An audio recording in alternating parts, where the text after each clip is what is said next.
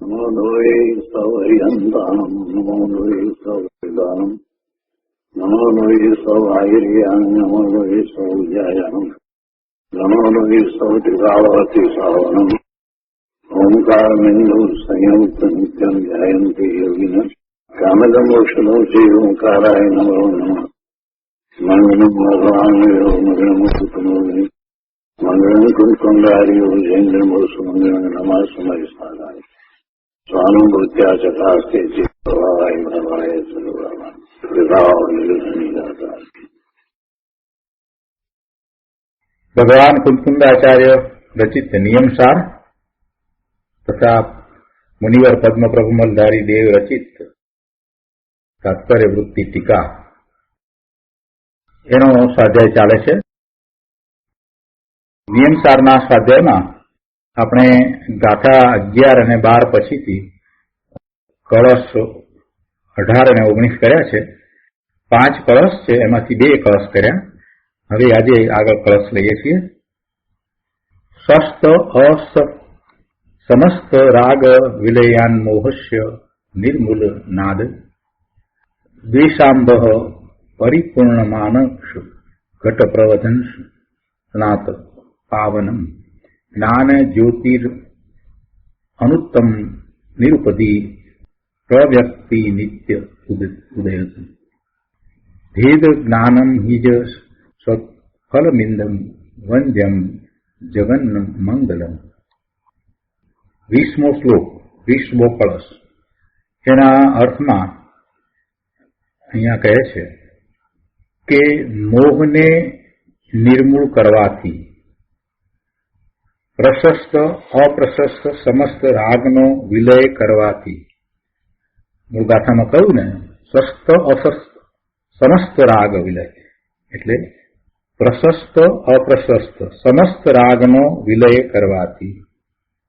પેલું કહ્યું મોહને નિર્મૂળ કરવાથી, પ્રશસ્ત અપ્રશસ્ત સમસ્ત રાગનો વિલય કરવાથી અને દ્વેષરૂપી જળથી ભરેલા મનરૂપી ઘડાનો નાશ કરવાથી. મનરૂપી ઘડામાં દ્વેષ રહ્યો છે એમ એનો અર્થ થયો. આ દ્વેષના ભાવ કઈ આત્મામાં તો નથી.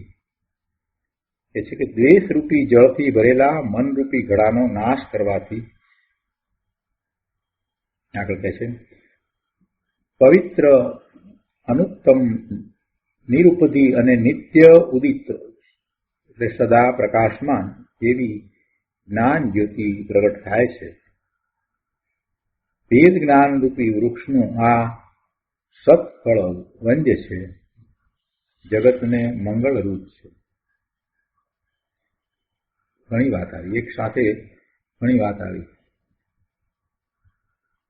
કઈ રીતે જ્ઞાન જ્યોત પ્રગટ થાય છે એની વાત પહેલા કરી, અને એ જ્ઞાન જ્યોત કેવી છે એની વાત કરી, અને આ ફળ છે તે મંગળરૂપ છે એ વાત કરી. 3 પ્રકારે વાત કરી. પહેલા તો એમ કહ્યું કે મોહને નિર્મૂળ કરવાથી, પ્રશસ્ત અપ્રશસ્ત સમસ્ત રાગનો નાશ કરવાથી અને આ દ્વેષનો નાશ કરવાથી આ અનુપમ જ્ઞાન જ્યોત પ્રગટ થાય છે. અને એ જ્ઞાન જ્યોત માટે વિશેષણો મૂક્યા કે અનુત્તમ એટલે એનાથી બીજું કાંઈ ઉત્તમ હોઈ શકે નહીં, નિરુપદી ઉપાધિ રહિત અને જે હંમેશા પ્રકાશમાન છે એવી આ જ્ઞાન જ્યોત પ્રગટ થાય છે. આ પ્રકારે 2 વાત કરી અને પછી કહે છે કે ભેદ જ્ઞાન રૂપી વૃક્ષનું આ સત્ફળ વંદ્ય છે, જગતને મંગળરૂપ છે. આ જે પ્રાપ્ત થયું તે ભેદ જ્ઞાન રૂપી વૃક્ષના ફળ રૂપે પ્રાપ્ત થયું, એટલે કે સ્વથી પરને જુદું પાડતા એને આ ફળ પ્રાપ્ત થયું. આવી જ્ઞાન જ્યોતિ પ્રગતિ અને એ મંગળરૂપ છે, પાપોનો નાશ કરનાર છે, પવિત્રતાને લાવનાર છે. મંગળના એવા 2 અર્થ થાય છે. આપણે ગુરુદેવે જે અર્થ કર્યા છે એ આપણે લઈશું. તો ગુરુદેવ પાસેથી આનો વધારે વિસ્તાર સમજીએ. આચાર્ય ભગવાને જે ગાથા કહી એના અનુસંધાનમાં મુનિવરને આ ભાવ આવ્યા છે, એટલે એમણે અહીંયા એ પ્રદર્શિત કર્યા છે. પ્રવચન રત્ન ચિંતામણી ભાગ પહેલો પાના નંબર 181 શ્લોક 20 શ્લોકાર્થ પરનું પ્રવચન છે. મોહને નિર્મૂળ કરવાથી શું કહ્યું કે પરમાં પોતાપણાની માન્યતા અને રાગનો કણ પણ શુભભાવ પણ મારો છે, મને ભલો છે એવી માન્યતા, એ બધું મોહ. પોતાપણાની માન્યતા, પરમાં પોતાપણાની માન્યતા એટલે પર પદાર્થ પોતાના છે એમ માનવું, એ પરમાં પોતાપણાની માન્યતા. બીજી વાત, શરીર મારું છે એમ માનવું એ પોતાપણાની માન્યતા થઈ, એટલે પરમાં પોતાપણાની માન્યતા. આ સંયોગને કારણે જે પદાર્થો પોતાની સમીપમાં આવ્યા છે એમાં મમત્વ કરવું, પોતાનું માનવું, એ બધી પોતાપણાની માન્યતા. અને એ વિશેનો રાગ, એમાં ઈષ્ટ બુદ્ધિ, એ ગમવા, એ પ્રાપ્ત કરવાનો ભાવ, એ રાખવાનો ભાવ, આ બધો રાગ. તો એ રાગનો પણ અને પરના લક્ષ્ય થતા શુભ ભાવ હોય તો એ મારા છે, એ મને ભલા છે, એ મને ધર્મનું કારણ છે એવી માન્યતા. તો આ બધું મોહ છે. આ બધાને મોહ કહી દીધું. એક જ લીટીમાં મોહની વ્યાખ્યા કરી દીધી અને એમાં શું શું આવે એ સમજાવી દીધું. પરમાં પોતાપણાની માન્યતા અને રાગનો કણ પણ, શુદ્ધભાવ પણ મારો છે, મને ભલો છે એવી માન્યતા, તે મોહ છે, મિથ્યાત્વ છે. તો આવા મોહને નિર્મૂળ કરવો. નિર્મૂળ કરવો એટલે મૂળમાંથી ઉખેડીને નષ્ટ કરવો. મોહ રહે જ નહીં. વનસ્પતિમાં એનું મૂળ છેદાઈ જાય, મૂળ રહે નહીં તો ફરીથી ઉગે નહીં. મૂળ રહ્યું છે ને ઉપરથી કાપીએ તો ફરીથી થાય. એટલે મૂળમાંથી કાઢી નાખે. આ મિથ્યાત્વ છે, મોહ છે, એને મૂળમાંથી કાઢી નાખવું. બીજી વાત, શુભ ભાવ છે તે આશ્રવ તત્વ છે. 9 તત્વોમાં શુભ ભાવ છે તે આશ્રવ તત્વ છે, પુણ્યબંધનું કારણ છે. અને ભગવાન આત્મા એ જ્ઞાયક તત્વ છે. 9 તત્વોમાં જીવ તત્વ એ જ્ઞાયક તત્વ છે. આ શુભ કે શુભ ભાવ છે તે આશ્રવ છે, એટલે શુભ ભાવ છે એ પણ આશ્રવ તત્વ છે, તે બંધનું કારણ છે. તો એ આત્માથી જુદું છે. આત્મા જ્ઞાન સ્વરૂપી છે અને તત્વ અપેક્ષાએ જોઈએ તો એ જ્ઞાયક તત્વ છે, અને શુભ ભાવ છે તે આશ્રવ તત્વ છે. શુભ ભાવ આશ્રવ તત્વ અને આત્મા જ્ઞાયક તત્વ. તો આવા જ્ઞાયક તત્વ અને આશ્રવ તત્વને એક માનવા. આશ્રવ તત્વ અને જ્ઞાયક તત્વ એ બંનેને એક માનવા, અથવા તો ભગવાન જ્ઞાયકને આશ્રવ તત્વ રૂપ માનવો. એટલે કે શુભ ભાવ જીવનો સ્વભાવ માનવો. શુભ ભાવ જીવનો સ્વભાવ માનવો. તો એ પણ મિથ્યાત્વ છે. એ પણ મિથ્યા માન્યતા છે, ઊંધી શ્રદ્ધા છે, વિપરીત માન્યતા છે, અને એને મોહ કયો. મોહ શબ્દમાં આ મિથ્યાત્વ કયા કયા પ્રકારે છે એ વાત આવી જાય છે.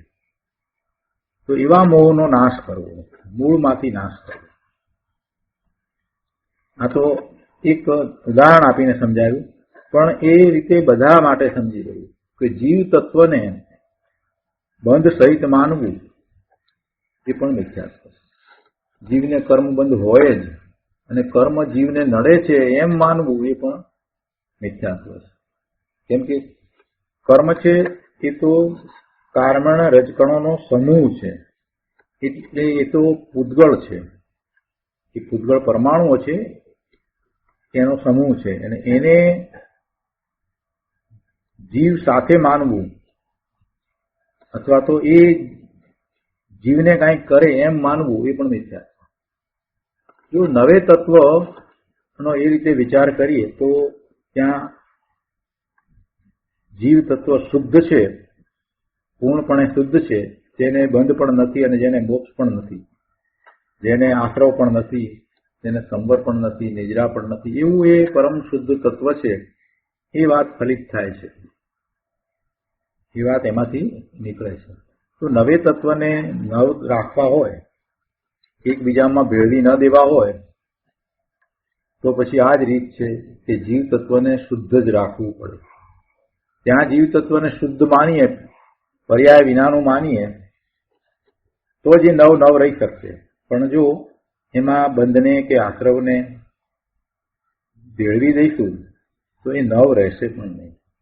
ગુરુદેવે આ વાત બહુ સરસ રીતે સમજાવી છે કે નવ તત્વ તરીકે રહે તો જ એમાં જીવ તત્વ જે છે તે આપણને સાચું સમજમાં આવે. નહીતર તો આપણે જીવ તત્વને સમજતા જ નથી, અને એમાં તો નવ તત્વ સંબંધીની આપણી ખોટી મિથ્યા માન્યતા હોય છે. એટલે અહીંયા આ મિથ્યાત્વની વાત કરી, એવા મિથ્યાત્વનો મૂળમાંથી નાશ કરવો એમ કહે છે. આ પહેલી વાત કરી. બીજી વાત શું કરી કે પ્રશસ્ત અપ્રશસ્ત સમસ્ત રાગનો વિલય કરવાથી અને દ્વેષ રૂપી જળથી ભરેલા મનરૂપી ઘડાનો નાશ કરવાથી. બે વાત કરી. તો એમાં કહે છે, ગુરુદેવ સમજાવે છે કે પહેલા શ્રદ્ધાનો દોષ દૂર કરીને હવે કહે છે કે ચારિત્રનો દોષ જે શુભાશુભ રાગ છે અને અણગમારૂપ જે દ્વેષ છે તેને પણ દૂર કરવો, નાશ કરવો. જો મિથ્યાત્વના નાશની વાત કરીને પહેલું મિથ્યાત્વ લીધું. મિથ્યાત્વનો નાશ એટલે મોહનીય કર્મનો વિચાર કરીએ તો દર્શન મોહનીય નાશ. એટલે દર્શન મોહનીયનો નાશ કરી અને પછીથી ચારિત્રના દોષને દૂર કરવા. અને ચારિત્રના દોષ રાગ અને દ્વેષ. એટલે શુભાશુભો રાગ છે, શુભ ભાવ કે અશુભ ભાવ જે રાગ છે, જીવને એનો રાગ પડ્યો છે, ક્રોધ માન માયા લોભ, એને આપણે કસાય કહીએ છીએ. અને બીજી રીતે આપણે રાગની વાત કરતા હોઈએ તો માયા અને લોભને રાગમાં મૂકીએ છીએ અને ક્રોધ અને માનને દ્વેષમાં મૂકીએ છીએ. પણ અહીંયા ગુરુદેવે શુભાશુભ રાગ એમ શબ્દ મૂક્યા છે. એટલે શુભ ભાવ અને અશુભ ભાવ છે એ પણ જીવનો રાગ છે, એ પણ જીવનો રાગ છે. એ બધા ચારિત્રના દોષ છે. એટલે પહેલા શ્રદ્ધાનો દોષ દૂર કરીને, એટલે મિથ્યાત્વ કાઢીને પછી ચારિત્રના દોષને દૂર કરવાના છે. એટલે કહેવાનો આશય એવો નથી કે હજી શ્રદ્ધાનો દોષ પૂર્ણપણે નથી ગયો ત્યાં સુધી કોઈ પણ પ્રકારે ચારિત્ર ન હોવું જોઈએ એમ કહેવાનો આશય નથી. પણ શ્રદ્ધાનો દોષ દૂર થયા પછીથી ચારિત્રના દોષ સહેલાઈથી દૂર થાય છે. શ્રદ્ધા સમ્યક થઈ નથી અને માત્ર ચારિત્રનો દોષ દૂર કરવા માગે છે તો એ યથાર્થપણે નહીં થાય. કેમ કે સાચી શું શ્રદ્ધા છે એ સમજ્યા વિના તમે કોઈને ઉપદેશ આપો તો એ એમને એ નહીં કરે. કરશે તો થોડા વખતમાં એને ક્યાંક ને ક્યાંક પડવાનું થશે, એમાં કંઈક વાંધો આવશે, કંઈક દોષ આવશે, અતિચાર આવશે. પણ જે સમજો છે, જેની સાચી શ્રદ્ધા થઈ છે, એટલે શ્રદ્ધાના દોષ ગયા છે, આત્મા વિશેની અને જગત વિશેની જેમ છે તેમ યથાર્થ શ્રદ્ધા થઈ છે, મિથ્યાત્વ ગયું છે, પછી ચારિત્રના દોષ એ ટાળી શકશે. અષ્ટપાઉડમાં, દર્શન પાઉડમાં પણ એ વાત કરી છે કે જ્યાં સુધી એને દર્શન મોહ છે, દર્શનથી ભ્રષ્ટ છે, ત્યાં સુધી એ ચારિત્રથી ભ્રષ્ટ જ રહેશે. એટલે ત્યાં એમ કહ્યું એના પછીની ગાથામાં કે ચારિત્રથી ભ્રષ્ટ છે પણ જેને દર્શન મોહની ગયું છે એ તો જરૂર મુકાશે. એટલે કે શ્રદ્ધા સમ્યક થઈ છે એ તો જરૂરથી પછી ચારિત્ર પ્રગટ કરશે જ. પણ જે દર્શનથી ભ્રષ્ટ છે, એટલે કે શ્રદ્ધામાં ભ્રષ્ટ છે, એ તો ક્યારેય નહીં મુકાય. એવી દર્શન પ્રાઉડની ત્રીજી અને ચોથી ગાથા છે. અહીંયા ગુરુદેવ એ રીતે શરૂઆત કરી કે શ્રદ્ધાનો દોષ દૂર કરીને હવે ચારિત્રનો દોષ જે શુભાશુભ રાગ છે અને અણગમા રૂપ જે દ્વેષ છે તેને પણ દૂર કરવો, એનો નાશ કરવો એમ કહે છે. ભગવાનની ભક્તિ, વંદના, દાન, વ્રત આદિનો જે ભાવ છે તે શુભ રાગ છે અને સ્ત્રી પુત્ર ધન મિલકત વગેરે પ્રત્યેનો જે પ્રેમ છે તે અશુભ રાગ છે. તે શુભાશુભ રાગનો નાશ કરવો એમ કહે છે. જો રાગનો નાશ કરવો, એમાં કોઈ પદાર્થનો નાશ કરવાની વાત નથી. પદાર્થો તો એના કારણે છે, કોઈ પણ દ્રવ્ય છે એની જે પર્યાય છે એ એના કારણે છે, એટલે એ પર્યાય બદલાય એટલે કઈ એ દ્રવ્યનો નાશ થતો નથી. એ પદાર્થ તો એમને એમ રહ્યો છે, માત્ર પર્યાય બદલાય છે, એટલે એ એવા નાશનો વિચાર કે વિકલ્પ કરવો નહીં. પરંતુ એના પ્રત્યેનો જે ભાવ છે તે વિભાવ છે, તે વિકૃત ભાવ છે, એવા ભાવનો નાશ કરવો. એટલે કે એવો ભાવ ઉત્પન્ન જ ન થવો. એક વખત જે એવો ભાવ રાગનો ભાવ થયો એ તો થઈ ગયો, અને એ થયો એ સમયે એવી પર્યાય થઈ, પણ એ પરિણામ તો પછી ચાલ્યા ગયા. એટલે હવે નવા પરિણામ એવા ન થાય એમ કરવાનું છે. રાગનો નાશ કરવો એટલે જે પૂર્વે રાગ થયો એ તો થઈ ગયો, અને એને કારણે આશ્રવ અને બંધ પણ થયા, પણ હવે નવા એવા પરિણામ ન થાય રાગના, એને રાગનો નાશ કરવો એમ કહેવામાં આવે છે. અને એ રીતે અહીંયા નિર્મૂળ કરવાની વાત પણ સમજવી. તો કે છે કે પહેલા મોહ નિર્મૂળ કરવાની વાત કરી, અને હવે શુભાશુભ રાગ અને દ્વેષનો નાશ કરવાનું કહ્યું. આગળ અહીંયા 182માં પાના ઉપર ત્રીજા પેરેગ્રાફમાં આગળ કહે છે કે નાશ કરવાથી પવિત્ર, અનુત્તમ, નિરુપદી અને નિત્ય ઉદિત એટલે સદાય પ્રકાશમાન એવી જ્ઞાન જ્યોતિ પ્રગટ થાય છે. મુનિવરે જે આ વાત કરી અને ગુરુદેવ સમજાવતા કહે છે કે ભગવાન આત્મા અંદર જળહળ ચૈતન્ય જ્યોતિ સ્વરૂપ ત્રિકાળ છે. ચૈતન્ય જ્યોતિ, ચૈતન્ય જ્ઞાન દર્શનની જ્યોત, ચૈતન્ય જ્યોત એ જ્ઞાન દર્શન રૂપે ત્રિકાળ છે. અને આગળ એમ મૂક્યું કે જળહળ ચૈતન્ય જ્યોતિ. જળહળ એટલે શું? જ્યોત છે અને એ જળહળ છે. જળહળ છે એટલે કે સદાય એ પ્રકાશમાન જ રહે છે. એ ક્યારેક પ્રકાશ આપે ને ક્યારેક ના આપે એમ નહીં, અને ઓછો પ્રકાશ આપે એમ પણ નહીં. પૂર્ણ પ્રકાશમાન છે એટલે જળહળ છે, અને હંમેશા ત્રિકાળ એ પ્રકાશી રહી છે. એટલે કે જ્ઞાન છે તે ત્રિકાળ એક સરખું જ રહે છે. જ્ઞાન અંદરમાં જે પડ્યું છે, જે શક્તિ રૂપે પડ્યું છે, તો એક સરખું જ છે. અને એ જ્ઞાન એની સાથે રહેલા બધા ગુણોને જાણવા વાળું છે. પર્યાય રૂપે નહીં, પણ જે દ્રવ્ય રૂપે પડ્યું છે એ પણ એને જાણવામાં સમર્થ છે. આવું જ્ઞાન એની દરેક સમયે સમયે પર્યાય થાય છે. એટલે કે એવા એ જ્ઞાન ગુણને અનુસરીને એનો જ્ઞાન ઉપયોગ હોય છે. અને એ જ્ઞાન ઉપયોગ પરલક્ષ્ય હોય કે સ્વલક્ષ્ય હોય, પણ એ પોતાના અંદરમાં રહેલા જ્ઞાન ગુણને અનુસરીને હોય છે. એટલે એવી એ જળહળ ચૈતન્ય જ્યોત ત્રિકાળ પડી છે, અંદરમાં છે. એટલે ભગવાન આત્મા એ એમ જ્ઞાન સ્વભાવી છે.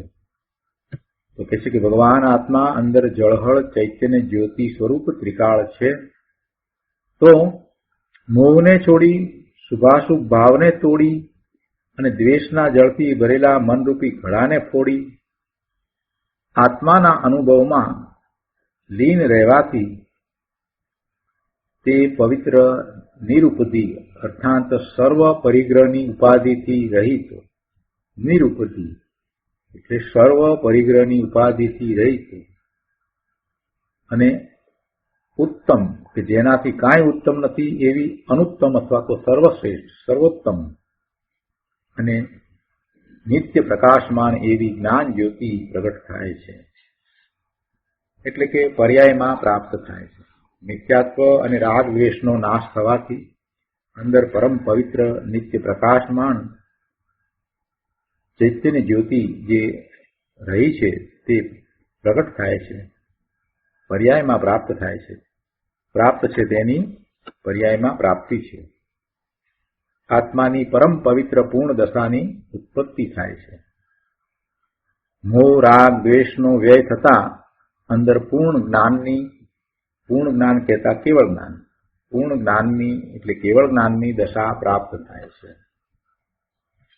ધ્રુવ અંદરમાં જે પડ્યું છે, જે શક્તિ રૂપે પડ્યું છે, જે ક્યારેય બદલાતું નથી, જે એક સરખું છે, જેમાં કાંઈ ફેરફાર થતો નથી, એવું એ જ્ઞાન જ્યોતિ સ્વરૂપ પોતાનું સ્વરૂપ છે. તો તેનો આશ્રય કરતા, ત્યાં એકાગ્રતા કરતા મોહ રાગ દ્વેષનો નાશ થઈ આ જ્ઞાન પ્રગટ થાય છે, એમ વાત છે. આગળ મુનિવર કહે છે કે ભેદ જ્ઞાન રૂપી વૃક્ષનું આ સત્ફળ વન જે છે જગતને મંગળ રૂપ છે. એનો વિસ્તાર કરતા ગુરુદેવ કહે છે કે શુભાશુભ રાગના વિકલ્પથી અંદર નિત્ય આનંદ ચૈતન્ય જ્યોતિ સ્વરૂપ આત્મા જુદો છે, ભિન્ન છે. પોતાને વિકલ્પ છે, વિકલ્પ મનના છે, પણ એ સાથે રહેલા એના ભાવ છે, શુભ કે અશુભ ભાવ છે. તો એ શુભ કે અશુભ ભાવથી જુદો ભગવાન આત્મા છે. જો ભાવ આત્માના છે તે છતાં એનાથી આત્મા જુદો કહેવો છે, તો એ આત્મા એટલે ધ્રુવ રૂપે જે આત્મા છે એની વાત કરી. શુભાશુભ ભાવ છે એ પણ આત્માના છે. એટલે આપણે જયારે સમયસારની 208 થી 211 ગાથામાં એમ કહ્યું કે એના પરિણામ રૂપે ઉપજતો થતો જીવ જીવ જ છે, તો પછી આ ભાવ શુભ કે અશુભ ભાવ રૂપે પરિણમતો જીવ એમાં પણ એ જીવ જ છે, એ વાત બરાબર છે. પણ અહીંયા એ વાત સમજાવી છે કે એ ભાવ રૂપે ઉપજતો થતો એ જીવ છે, તો એ પર્યાયપણે થયો થતો એ જીવ છે એ સાચું છે. પણ તે છતાં એ પર્યાય કેવી છે, એ શેને કારણે ઉત્પન્ન થઈ છે? એનામાં રહેલા ગુણને કારણે ઉત્પન્ન થઈ નથી. અને એનું સ્વરૂપ કેવું છે? એ વિપરીત સ્વરૂપ છે. પોતાના સ્વભાવથી એ વિપરીત ભાવે એ પરિણામ થયા છે, એટલે એ એનું સાચું સ્વરૂપ પણ નથી. એટલે એવા શુભાશુભ ભાવ એ અંદરમાં રહેલા કોઈ ગુણને કારણે નથી, શુદ્ધ ભગવાનને હોતા નથી. એટલે એને એમ કહી દીધા કે એ જડના છે. હંમેશામાં જ એને જડના પણ કહી દીધા. એટલે એ શુભાશુભ ભાવ છે એનાથી જુદો ભગવાન આત્મા છે. એટલે જે ત્રિકાળ ધ્રુવ તત્વ પડ્યું છે એ શુભાશુભ ભાવથી જુદું છે. અહીંયા તો ભિન્નતા દર્શાવી છે. પોતે ભગવાન આત્મા શુભાશુભ રાગના વિકલ્પથી અંદર નિત્ય આનંદ ચૈતન્ય જ્યોતિ સ્વરૂપ, તો એ બધાથી જુદો ભિન્ન છે. તો શુભાશુભથી ભેદ કરીને, શુભાશુભથી જુદા પડીને પોતે એનાથી જુદો છે એમ ભેદ જ્ઞાન કરીને એને આ જ્યોત પ્રગટ કરવાની છે. એટલે પર્યાયમાં એને જ્ઞાનને પ્રગટ કરવાનું છે, કેવળ જ્ઞાનને પ્રગટ કરવાનું છે. એટલે ભેદ જ્ઞાન રૂપી વૃક્ષનું આ સત્ફળ બંધ છે એમ જે કહ્યું, તો અહીંયા ભેદ જ્ઞાન રૂપી વૃક્ષની વાત કરતા જે છે કે ભેદ જ્ઞાન રૂપી વૃક્ષ એટલે શું? કે પોતે જ્ઞાન સ્વરૂપ છે, ચૈતન્ય જ્યોતિ સ્વરૂપ છે, એવો પોતે ભગવાન આત્મા છે. એ જગતના લક્ષ્ય થતા બધા જ ભાવોથી ભિન્ન જુદો છે.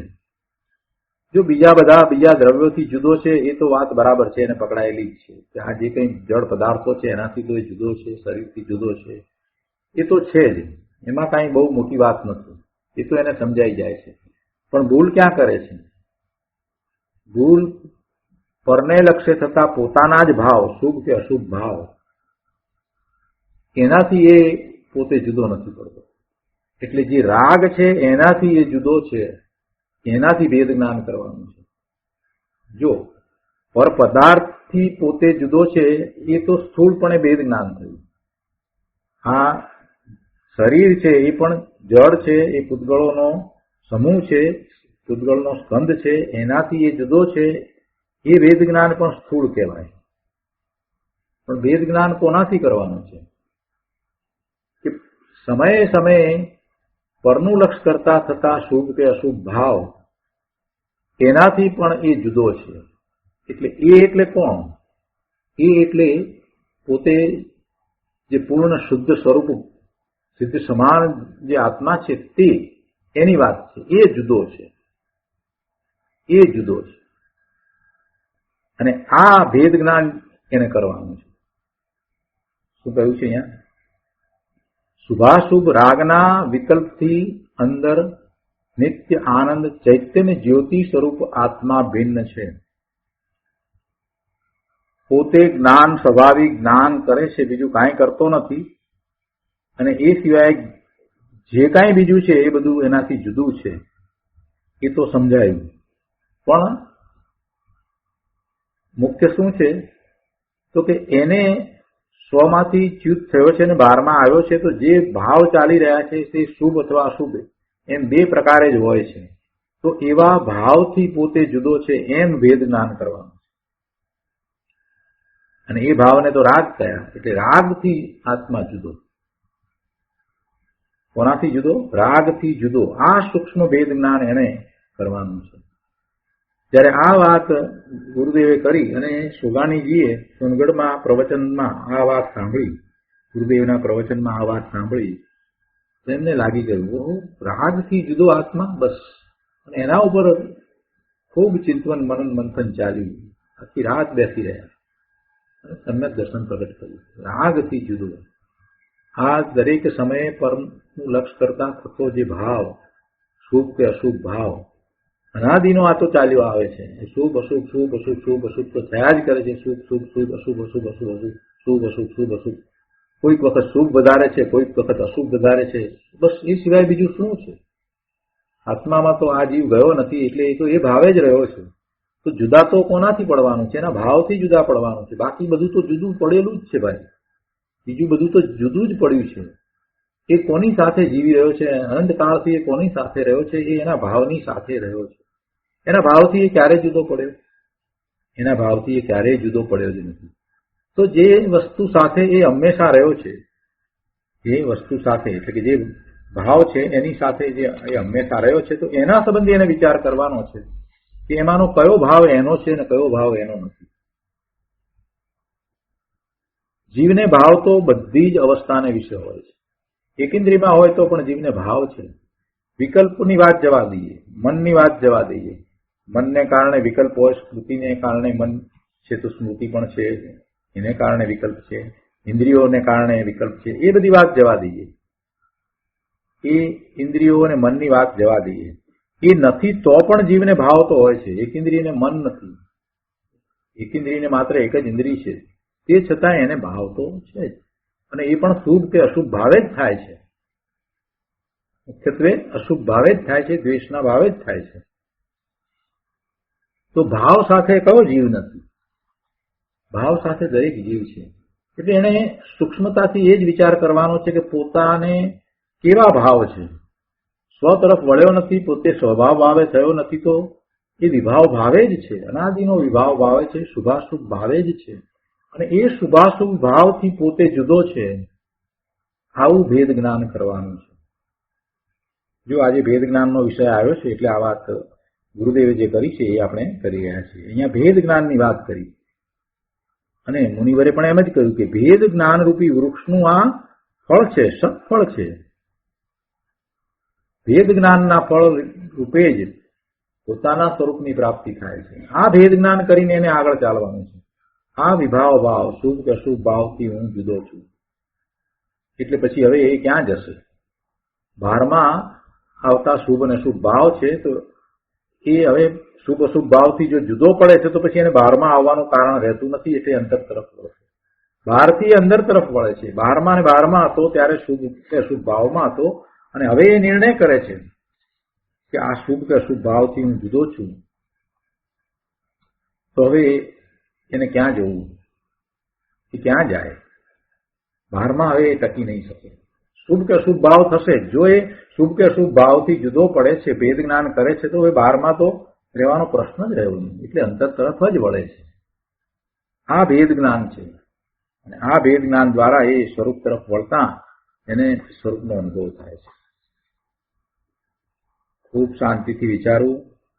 ભેદ જ્ઞાનનું સ્વરૂપ આવું છે, સૂક્ષ્મ સ્વરૂપ છે. બહારમાં ટકવાનું જે કારણ શુભ અને અશુભ ભાવ, એ મારા નથી એવો પાકો નિર્ધાર થવો, પાકો નિર્ણય થવો, સમજીને નિર્ણય થવો કે એ રૂપે હું હોઉં નહીં અને એ મારા નથી, બસ મને ના જોઈએ, હું એ રૂપે નથી, તો બસ ત્યાંથી હું નીકળી જાઉં. તો એ ત્યાંથી નીકળીને ક્યાં જશે? બહારમાં તો રહી શકાશે જ. બહારમાં રહેશે તો શુભ અશુભ ભાવ જ છે. એટલે સ્વરૂપ તરફ જ વળે, બીજી કોઈ રીત નથી. આવું ભેદ જ્ઞાન, સ્થૂળ ભેદ જ્ઞાન તો એ ઘણીવાર કરી ચૂક્યો છે કે આ જળ પદાર્થોથી જુદો છું, આ જળ એવું શરીર એનાથી પણ હું જુદો છું. એ તો ભેદ જ્ઞાન એને ઘણીવાર કર્યું, ઘણીવાર કર્યું, પણ એને એટલાથી વાત થતી નથી. સમ્યક્ત્વ પ્રગટ કરવામાં, સ્વાનુભૂતિમાં આવું ભેદ જ્ઞાન જોઈએ. આપણે સમ્યક્ત્વના પુરુષાર્થમાં જે વાત લીધી છે એમાં ભેદ જ્ઞાનની વાત પણ લીધી છે. આત્મજાગૃતિ અને ભેદ જ્ઞાન એમ લીધું છે. પછી આત્મજાગૃતિમાં પણ ઘણો વિચાર કર્યો છે અને પોતાના સ્વરૂપની દ્રઢતા કરી અને વારંવાર એ દ્રઢતા કર્યા કરવી અને પછી એ દ્રઢતા તો થઈ ગઈ છે કે પોતે જ્ઞાન સ્વભાવિક છે. હવે આ દ્રઢતા થયેલી છે એ વાત અંદરમાં પડી છે અને જયારે હવે આ ભેદ જ્ઞાન કરે છે કે બધાથી જુદો છું, પોતે શુભ કે અશુભ ભાવથી પણ જુદો છે, તો જયારે અંદર તરફ વળે છે તો અંદર તરફનો તો નિર્ણય થયો છે કે પોતે જ્ઞાન સ્વભાવી છે, એટલે પછી એ જ્ઞાન સ્વભાવી ભગવાન આત્માનો અનુભવ જ થાય છે. આખી સમગ્ર પ્રક્રિયાને જયારે સમજવામાં આવે તો સમ્યક તો સહેલું છે. એટલે ગુરુદેવ કહે છે કે કરવાનું તો આ છે. શું કહ્યું? શુભાશુભ ભાવથી ભેદ જ્ઞાન કરવાનું છે, એ ભાવથી પોતે જુદો છે. એટલે ગુરુદેવ કહે છે કે કરવાનું તો આ છે. જો એમાં ઘણું કહી દીધું, બહુ મોટી વાત કરી છે, એટલે આપણે આટલો બધો વિસ્તાર કર્યો છે. બાકી બધું થોથા છે, બાકી બધું થોથા છે. આગળ ગુરુદેવ સમજાવે છે કે પહેલા શ્રદ્ધાનમાં, અભિપ્રાયમાં તો ભિન્નતા કર, શ્રદ્ધામાં તો એવી ભિન્નતા કર પ્રભુ, વિકલ્પ સહિત તો એવી ભિન્નતા કર કે હું આ શુભાશુભ ભાવથી જુદો છું.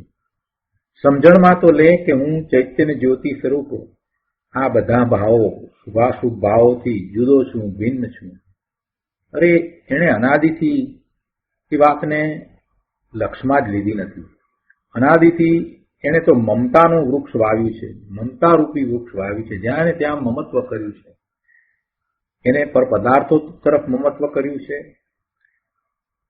અને પોતાને પરના લક્ષ્ય થતા જે શુભ કે અશુભ ભાવ છે એમાં તો એને ખૂબ મારાપણું કર્યું છે. એ ભાવ મારા છે એમ જ એને અનાદિથી એવું મમતારૂપી વૃક્ષ વાવ્યું છે. અને એવા મમતારૂપી વૃક્ષના ફળમાં પછી એને શું પ્રાપ્ત થયું? એને 84 લાખ યોનિમાં જન્મ અને મરણ થયા, રજળપટ્ટી થઈ, દુઃખ થયું. એને દુઃખ ફળ્યું છે, બીજું કાંઈ ફળ્યું નથી. એના ફળમાં એને દુઃખ મળ્યું છે. પણ હવે કહે છે કે એ વૃક્ષને છોડ, એ મમતારૂપી વૃક્ષ જે વાવ્યું હતું એને છેદી નાખ અને આ ભેદ જ્ઞાન રૂપી વૃક્ષને વાવ. હવે તું ભેદ જ્ઞાન કર. એ ભેદ જ્ઞાન રૂપી વૃક્ષના ફળ, સત્ફળ તરીકે તને મુક્તિની પ્રાપ્તિ થશે, જે વંદ્ય છે, જે વંદન કરવા યોગ્ય છે. આ બધી વાત કરી એટલે કોઈએ પ્રશ્ન કર્યો પણ કે સાધારણ માણસને તો આવી મોટી વાત ક્યાંથી કરે? ભાઈ તું મોટો છો કે વાત મોટી છે? મોટું કોણ? તું મોટો છે પ્રભુ, ક્યાં સાધારણ છો? તું સાધારણ નથી. ગુરુદેવ સમાધાન આપતા કહે છે કે પ્રભુ તું સાધારણ નથી. હો, તું તો અંદર ચૈતન્ય મહાપ્રભુ છો. તારા સ્વભાવથી પ્રત્યક્ષ થઈ શકે, તારા સ્વભાવથી પ્રત્યક્ષ થઈ શકે એવો તું સાક્ષાત આત્મા છો. તું પરમાત્મા સ્વરૂપ છો, તું સર્વજ્ઞ સ્વભાવી છો. તું કઈ સાધારણ નથી. તને કોઈની પરની જરૂર નથી, એવો તું ભગવાન છો. પણ એને આ વાત બેસતી નથી. એ બહારની રુચિ કરીને રહ્યો છે ને એટલે એને આ વાત બેસતી નથી. પાંગળો થઈને રહ્યો હોય એને આ વાત ક્યાંથી બેસે? પોતાના સ્વરૂપનું મહાત્મા આવ્યું નથી ને એને આ વાત બેસતી નથી. પોતે પરમેશ્વર સમાન ભગવાન આત્મા છે એ વાત એને બેસતી નથી. ગુરુદેવ કહે છે કે તારો કોઈ નાથ નથી, એવો તું અનાથ છો. તારી ઉપર બીજો કોઈ નાથ નથી અને સ્વરૂપ પ્રત્યક્ષ એવા સહજ જ્ઞાનથી સનાથ છો. અગાઉ વાત આવી ને એ વાતને અહીંયા ગુરુદેવે લીધી છે. સ્વરૂપ પ્રત્યક્ષ એવા સહજ જ્ઞાનથી સનાથ છે. તો પછી તને કોની જરૂર છે, તને કોની અપેક્ષા છે? તને કોઈની જરૂર નથી. તું પૂર્ણ છો. અને આ વાત તારા વિશે સ્થાપ. અને એથી જુદા આ શુભાશુભ ભાવ છે. હવે એ શુભાશુભ ભાવથી તું આ રીતે જુદો પડે છે એમ ભેદ જ્ઞાન વિકલ્પ સહિત તો કર. ગુરુદેવે એ વાત કરી કે પહેલા તું અભિપ્રાયમાં તો જુદો પડ. તારો અભિપ્રાય શું છે? કે શુભાશુભ ભાવથી તું સહિત છો કે શુભાશુભ ભાવથી રહિત છો? તારો અભિપ્રાય શું છે? અભિપ્રાયમાં તો તું નિર્ણય કર. તારો અભિપ્રાય શું છે? તર્ક કર. તને આશંકા થાય તો ભલે આશંકા કર, અને પછી એના સમાધાન પ્રાપ્ત કર, અને નક્કી કર, નિર્ણય કર કે તું આ બધા શુભાશુભ ભાવથી જુદો છો. તારો એવો અભિપ્રાય થવો જોઈએ, તારી એવી પાક્કી શ્રદ્ધા થવી જોઈએ. એ તો તું કર. વિકલ્પ સહિત તારી એવી શ્રદ્ધા તો થવી જોઈએ. એ પણ તને નથી થઈ તો પછી તું ક્યાંથી ભેદ જ્ઞાન કરીશ? તું કોણ છો? તું સ્વરૂપ પ્રત્યક્ષ એવા સહજ જ્ઞાનથી સનાથ છો. તારી ઉપર બીજો કોઈ નાથ નથી. અને આ શુભ કે અશુભ ભાવ છે એ તો પરના લક્ષ્ય થતા ક્ષણિક ભાવ છે, જે આત્માનો સ્વભાવ નથી, આત્માના ગુણને કારણે થતા નથી. એટલે એનાથી તું જુદો છો. એવા પરિણામથી તું જુદો ભિન્ન છો. આવું ભેદ જ્ઞાન કર. આ ભેદ જ્ઞાન રૂપી વૃક્ષ છે. એવા ભેદ જ્ઞાન રૂપી વૃક્ષને વાવ, એટલે કે એની વૃદ્ધિ કર. એ ભાવની વૃદ્ધિ કર કે તું રાગથી જુદો છો, શુભ ભાવથી જુદો છો. એ ભાવને તું આગળ ને આગળ લઈ જા. એ ભાવમાં તું રહે. સુગાનીજીએ એ જ કાર્ય કર્યું કે રાગથી હું જુદો છું એ ભાવમાં એ આગળ વધ્યા. આવું ભેદ જ્ઞાન કરતા પોતે સ્વરૂપ પ્રત્યક્ષ છે, પોતે જ્ઞાન સ્વભાવી છે, એ વાત બરાબર બેસી ગઈ અને એવો અનુભવ પણ થઈ ગયો. એટલે એ ભેદ જ્ઞાન રૂપી વૃક્ષનું આ સત્ફળ છે, વંદ્ય છે અને જગતને મંગલરૂપ છે. આગળ 183માં પાના ઉપર કહે છે કે મિથ્યાત્વનો તેમજ રાગ દ્વેષનો નાશ કરીને સ્વ સ્વરૂપે લીન સ્થિત થતા અંદર શ્રદ્ધા, જ્ઞાન, ચારિત્ર અને આનંદની પરમ પવિત્ર દશા પ્રગટ થાય છે. શ્રદ્ધા, જ્ઞાન, ચારિત્ર અને આનંદની પરમ પવિત્ર દશા પ્રગટ થાય છે. ક્યારે થાય છે? મિથ્યાત્વનો અને રાગ દ્વેષનો નાશ કરીને સ્વ સ્વરૂપે સ્થિત થતા, સ્વ સ્વરૂપે લીન થતા પોતાની એવી પવિત્ર દશા થાય છે. અને આવું જે આ ભેદ જ્ઞાનનું સત્ફળ છે તે જગતને મંગળરૂપ છે. એ મંગળરૂપ છે, બીજું કાંઈ મંગળરૂપ નથી. મંગળનો અર્થ ગુરુદેવે બહુ સુંદર કર્યો છે કે પાપનો નાશ કરે તે માંગલિક છે, તે મંગળ છે. મંગ એટલે પાપ અને ગળ એટલે ગાળે. જે પાપને ગાળે તે મંગળ, જે પાપને ગાળે છે તે મંગળ છે. અથવા બીજી રીતે કહીએ તો મંગ એટલે પવિત્રતા અને લ એટલે લાવવું, પ્રાપ્ત કરવું. મંગ એટલે પવિત્રતા. જે પવિત્રતાને લાવે, પવિત્રતાને પ્રાપ્ત કરાવે એ મંગળ છે. બંનેનો સમુચય અર્થ કરીએ તો જે પાપને ગાળે અને પવિત્રતાને પ્રાપ્ત કરાવે તે મંગળ છે. તો એવું ભેદ જ્ઞાનનું ફળ મંગળ છે, માંગલિક છે અને તે વંદ્ય છે. આવી વાત છે. તો 20મા કળશમાં ભેદ જ્ઞાનની બહુ સરસ વાત આવી. હવે 21મો કળશ લઈએ.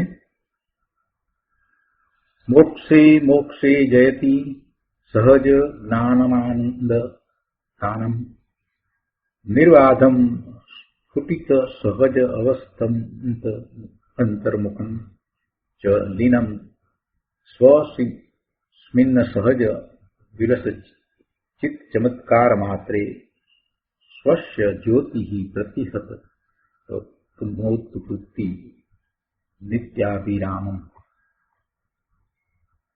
21મા શ્લોકના અર્થમાં, 21મા કળશના અર્થમાં કહે છે કે આનંદમાં જેનો ફેલાવ છે, આનંદમાં જેનો ફેલાવ છે જે અવ્યાબાદ એટલે બાધા રહિત છે, જેની સહજ અવસ્થા ખીલી નીકળી છે, જે અંતર્મુખ છે, જે પોતામાં સહજ વિલસતા ચિત્ત ચમત્કાર માત્રમાં લીન છે, જેણે નિજ જ્યોતિથી તમોવૃત્તિને એટલે કે અંધકાર દશાને, અજ્ઞાન પરિણતિને નષ્ટ કરી છે, અને જે નિત્ય અભિરામ એટલે સદા સુંદર છે એવું સહજ જ્ઞાન સંપૂર્ણ મોક્ષમાં જયવંત વર્તે છે. મોક્ષનું સ્વરૂપ અહીંયા દર્શાવ્યું છે. મોક્ષનું સ્વરૂપ દર્શાવ્યું છે. દરેક શબ્દનો જે અર્થ છે તે સમજવા જેવો છે. આપણે ગુરુદેવ પાસેથી જ સમજીએ. પ્રવચન રત્ન ચિંતામણી ભાગ પહેલો, પાના નંબર 183, શ્લોક 21, શ્લોકાર્થ ઉપરનું પ્રવચન. ગુરુદેવ કહે છે કે ભગવાન આત્મા ત્રિકાળ ધ્રુવ જ્ઞાન સ્વભાવમય શુદ્ધ ચૈતન્ય વસ્તુ છે. પોતાની ચીજ અંદર આવી છે કે જેનું સર્વસ્વ એક જ્ઞાન સ્વભાવ છે. પોતે જ્ઞાન સ્વભાવ છે. ત્રિકાળ ધ્રુવ જ્ઞાન સ્વભાવમય શુદ્ધ ચૈતન્ય વસ્તુ છે. ત્રિકાળ ધ્રુવ જ્ઞાન સ્વભાવમય શુદ્ધ ચૈતન્ય વસ્તુ છે એટલે કે પોતાનું સર્વસ્વ જ્ઞાન સ્વભાવ છે. અને એને 11મી અને 12મી ગાથામાં સહજ જ્ઞાન અથવા તો કારણ સ્વભાવ જ્ઞાન ઉપયોગ થયો. સહજ જ્ઞાન સ્વભાવ છે એ જ કારણ સ્વભાવ જ્ઞાન ઉપયોગ છે. તો આવા નિજ કારણ સ્વભાવ જ્ઞાન ઉપયોગમાં એકાગ્ર થઈને તેનું ધ્યાન કરવામાં આવતા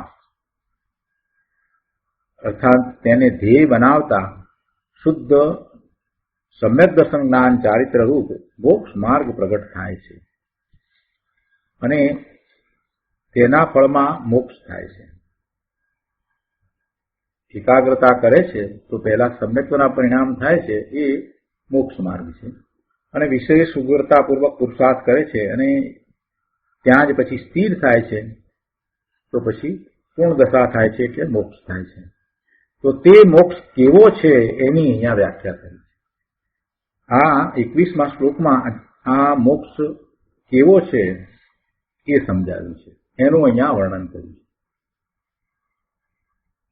અનંતકાળમાં એને આ વાત કદી સાંભળી નથી ને એટલે એને અઘરી લાગે છે, અને પોતાની ચીજ છે છતાં એ દુર્લભ થઈ પડી છે અને એ જાણે કે એ અલભ્ય હોય, એને પોતાને પ્રાપ્ત ન થઈ શકે એવું એને લાગે છે.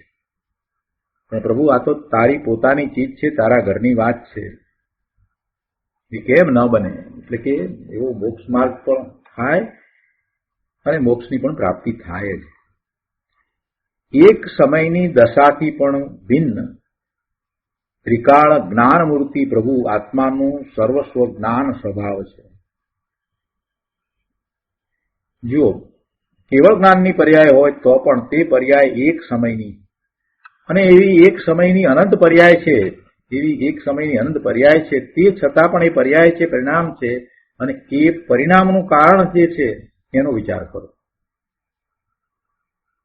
કેવળ જ્ઞાન કેમ થયું? કેવળ જ્ઞાનના પરિણામ થયા એવી પર્યાય, પૂર્ણ શુદ્ધ પર્યાય, અને કેવળ જ્ઞાનની એક સમયની પર્યાયનું જો આવું સામર્થ્ય હોય કે અનંતને જાણે એવું એનું જો સામર્થ્ય હોય તો પછી વિચાર કરો કે એ કેવળ જ્ઞાનની પર્યાયનું જે કારણ, એ કારણ પરમાત્મા એ કેવો હોય, જેમાંથી એક પછી એક પછી એક પછી એક પછી એક કેવળ જ્ઞાનની પર્યાય થયા જ કરે એ ધ્રુવ તત્વ કેવું હશે? એવા ધ્રુવ તત્વમાં એકાગ્રતા કરવાની વાત વારંવાર ગુરુદેવ કરે છે, પણ આપણે એને લક્ષમાં લેતા નથી. પોતાનું આવું તત્વ પડ્યું છે કે જેમાંથી કેવળ જ્ઞાનની પર્યાય થયા જ કરે અનંતકાળ સુધી થયા કરે, તો એ ધ્રુવ તત્વ, એ કારણ પરમાત્મા, એનું મહાત્મ્ય લાવીએ તો વાત બને. એક સમયની દશાથી પણ ભિન્ન ત્રિકાળ જ્ઞાનમૂર્તિ પ્રભુ આત્મા એ જ્ઞાન સ્વભાવ એ આત્માનું સર્વસ્વ છે. એક સમયની પર્યાયની વાત જવા દો, ભલે એ કેવળ જ્ઞાનની પર્યાય હતો પણ એની વાત જવા દો, પણ એનું જે કારણ છે એ એનાથી જુદું છે. એ પરિણામથી એ કારણ જુદું છે. એ પરિણામ થવાનું જે કારણ છે એ શાશ્વત છે, એ ત્રિકાળ રહેલું છે.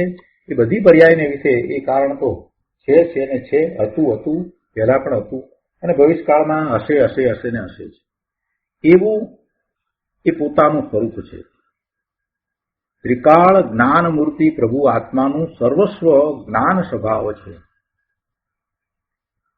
તો તેમાં એકાગ્રતા કરી લીન થા, જેથી સમ્યક દર્શન જ્ઞાન અને શાંતિની પ્રાપ્તિ થશે. અને આ જે પરિણામ થયા એને મોક્ષ માર્ગ કહીએ છીએ. અને એમાં પછી આગળ વધતા મોક્ષ થાય છે. અને એવા મોક્ષના સ્વરૂપની અહીંયા વ્યાખ્યા કરી છે, એનું વર્ણન કર્યું છે, એનો વિસ્તાર કર્યો છે કે કેવું છે એ મોક્ષનું સ્વરૂપ, કેવું છે, શું છે મોક્ષ, મોક્ષમાં શું હોય. એ છે કે આનંદમાં જેનો ફેલાવ છે. પહેલી વાત બુદ્ધે સમજાવે છે કે શુદ્ધ આનંદ કંદ પ્રભુ આત્મા આવો છે. કેવો? તો કે જેમાં આનંદનો ફેલાવ છે, માટે જેની જે દશા પ્રગટ થાય તે પણ આનંદમય પ્રગટ થાય છે. શુદ્ધ આનંદ કંદ પ્રભુ આત્મા એવો આનંદમય છે, એટલે એનો ફેલાવ એટલે એની પર્યાય જે થાય છે તે આનંદ રૂપે જ થાય છે. એની દશા પ્રગટ થાય તે આનંદમય પ્રગટ થાય છે. એટલે મોક્ષમાં એ આનંદ છે. મોક્ષ તો પર્યાય છે ને, તો એ મોક્ષની અંદર આનંદ કેમ છે? તો કે અંદરમાં જે પડેલું આનંદનું જે તત્વ, ત્રિકાળ આનંદ તત્વ જે પડ્યું હતું, જે ધ્રુવ રૂપે પડ્યું હતું, એ પ્રગટ પર્યાયમાં આવ્યું એટલે હવે એનો ફેલાવ થયો. એ ફેલાવ આનંદ આનંદ આનંદ આનંદ રૂપે જ થયા કરે છે. આનંદ આનંદ આનંદ આનંદ.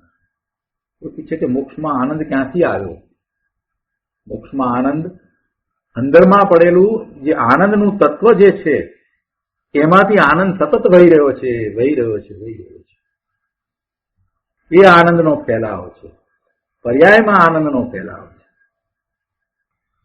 અદભુત અદભુત વાત છે. આત્માની પૂર્ણ એકાગ્રતાથી મુક્તિની જે પર્યાય થાય છે તેનો આનંદમાં વિસ્તાર છે. ત્યાં આનંદ ફળે છે એમ કહે છે. વસ્તુ આનંદમય છે, આત્મા આનંદમય છે, ત્રિકાળ આનંદમય છે અને અંદરમાં આનંદ ભર્યો પડ્યો છે એવું આ તત્વ છે. એવા તત્વને વિશે એકાગ્રતા કરતા એ આનંદની પ્રાપ્તિ થાય છે. અને હવે તો જયારે પૂર્ણ દશા થઈ છે ત્યારે તો એ આનંદનો ફેલાવ કેવો થાય છે? પૂર્ણપણે જેમ કમળ ખીલી નીકળે છે, 1000 પાકડી વાળું કમળ હોય જયારે પૂર્ણપણે ખીલી નીકળે છે, તો એની સુંદરતાની શું વાત કરવી, એના શું વખાણ કરવા. એમ આ આનંદ જે છે, જે અંદરમાં પડ્યો હતો એ પૂર્ણપણે બહાર આવે છે. એવો એનો ફેલાવ, એ આનંદનો ફેલાવ, આનંદ આનંદ આનંદ ફેલાય છે. ત્યારે જયારે એ મુક્ત દશાની પ્રાપ્તિ થાય છે ત્યારે એ આનંદ છે, આનંદ છે. ત્યાં આનંદ ફળે છે. જયારે આ સંસારની દશા છે એમાં તો દુઃખનો વિસ્તાર છે, બીજું કાંઈ નથી. એને તો એ દશાને જ અનુભવી છે, સંસાર દશાને જ અનાદિથી અનુભવી રહ્યો છે. એને ક્યાં આનંદ છે? મુક્ત દશા જયારે થાય છે ત્યારે એ આનંદનો ફેલાવ જે છે એ આવે છે. બાકી તો સંસાર દશામાં તો એકલા દુઃખનો જ વિસ્તાર છે. પુણ્ય પાપનું ફળ તો એકલા દુઃખના વિસ્તાર રૂપે જ છે. માટે પુણ્ય પાપથી ખસીને એક જ્ઞાન આનંદ સ્વભાવી આત્મામાં એકાગ્રતા કર. જ્ઞાન આનંદ સ્વભાવી આત્મામાં એકાગ્રતા કરતા સમ્યક દર્શન, સમ્યક જ્ઞાન, સમ્યક ચારિત્ર્યના પરિણામ થાય છે. એ પણ આનંદમય છે. એ પણ આનંદમય છે. આત્મામાં એકાગ્રતા કરવાથી તેના ફળમાં નિરાકુળ આનંદનો ફેલાવ થાય છે. અર્થાત જેમાં પૂર્ણ અતિન્દ્રિય આનંદ ફળે તે મુક્તિ છે. એટલે તો જેને સમ્યક દર્શન થાય છે એને અતિન્દ્રિય આનંદનું વેદન હોય છે. જો અતિન્દ્રિય આનંદનું વેદન થયું નથી તો એ સંકિત નથી. અતિન્દ્રિય આનંદનું વેદન નથી આવ્યું તો એ સંકિત ન હોય. કેમ કે ભગવાન આત્મા એનો સ્પર્શ થાય અને આનંદ ના આવે એ બને જ નહીં. અંદરમાં આનંદ ગુણ પડ્યો છે તો એનો અનુભવ થાય જ. આ તો પૂર્ણ દશાની વાત છે, પૂર્ણ મુક્તિની દશા છે. ત્યારે પછી એ અનંત ગુણો એ પૂર્ણપણે પ્રગટ થઈ જાય છે. તો કેવી આનંદની અદભુત દશા છે. શુદ્ધ ભગવાનની આનંદની કેવી અદભુત દશા છે. કૃષ્ણ ભગવાનની કેવળી ભગવાનની આનંદની કેવી અદભુત દશા છે. ગુરુદેવે સરસ ઉદાહરણ આપીને અહીંયા એક વાત સમજાવી છે. કે છે કે જેમ ગુલાબનું ફૂલ સંકોચ રૂપ હોય, સંકોચાયેલું હોય, અથવા તો કમળનું ફૂલ જે પણ છે તે વિડાયેલું હોય, સંકોચ રૂપ હોય, એ કળી રૂપે દેખાય છે, પણ જ્યારે તે વિકસિત થાય છે ત્યારે તે ખીલી ઉઠે છે. તેમ ભગવાન આત્મા ચિત્ત ચમત્કાર પ્રભુ જો કે અંતરના સ્વભાવમાં અતિન્દ્રિય આનંદમય છે, તો પણ જે ચીજ પોતામાં નથી એવા શરીર, મન, વાણી, ઇન્દ્રિય મારા છે અને પુણ્ય પાપના વિકલ્પ થાય તે મારા છે એમ અનાદિથી ઊંધી માન્યતા હોવાથી તેનો આનંદનો ભાવ પર્યાયમાં સંકોચાઈ ગયો છે, ભીડાઈ ગયો છે. પર્યાયમાં એ પોતાના જ્ઞાન આનંદના ભાવને સંકોચીને પોતે રહી ગયો છે. હવે જ્યારે એને પોતાનું લક્ષ્ય થાય છે ત્યારે એ જે સંકોચાઈ ગયેલો પોતાનો ભાવ હતો એ એને પ્રગટ થઈ જાય છે. એટલે કહે છે કે પોતે નિત્યાનંદ પ્રભુ અતિન્દ્રિય આનંદના સ્વભાવે ત્રિકાળ વિદ્યમાન હોવા છતાં પોતાનો ઇનકાર કરવાથી એની જે દશામાં આનંદનો ભાવ હતો એ ભીડાઈ ગયો છે, એ સંકોચાઈ ગયો છે.